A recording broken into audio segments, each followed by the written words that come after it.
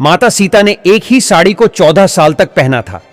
जाने इस दिव्य साड़ी का रहस्य। तो चलिए माता सीता की इस दिव्य साड़ी के बारे में आपको बताते हैं। इससे पहले हमारी वीडियो को लाइक करें और चैनल को सब्सक्राइब करें। इससे माता पिता की वीडियो को लाइक करने पर आपकी मनोकामना पूरी हो सकती है। तो चलिए जानते हैं। वाल्मीकि रामायण के अनुसार भगवान श्री राम को 14 वर्ष का वनवास हुआ था। अर्धांगिनी होने के नाते सीता माता ने भी अपने पति श्री राम के साथ वनवान में रहने का निश्चय किया। उनके साथ उनके छोटे भाई लक्ष्मण ने भी वनवास में जाने का निश्चय किया।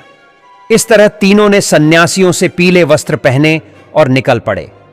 श्रृंगवेरपुर में नाव से गंगा पार करके वे प्रयागराज पहुंचे। वहां से वे प्रभु श्री राम ने प्रयाग संगम के समीप यमुना नदी को पार किया और फिर पहुंच गए चित्रकूट। चित्रकूट वह स्थान है जहां राम को मनाने के लिए भरत अपनी सेना के साथ पहुंचते हैं। तब जब दशरथ का देहांत हो जाता है, भारत यहां से राम की चरण पादुका ले जाकर उनकी चरण पादुका रखकर राज्य करते हैं। चित्रकूट के पास ही सतना मध्य प्रदेश स्थित अत्रि आर्षि का आश्रम था।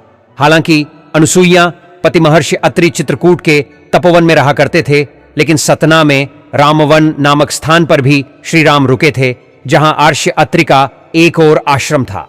यहां आश्रम में माता अनुसुईया ने सीता जी को पतिव्रत धर्म का ज्ञान दिया। सती अनुसुईया को सतीत्व का सर्वोच्च पद प्राप्त था। वे भगवान दत्तात्रेय, चंद्रदेव और दुर्वासा अर्षि की माता थीं। उन्होंने श्री राम, माता सीता और लक्ष्मण जी का आतिथ्य सत्कार किया।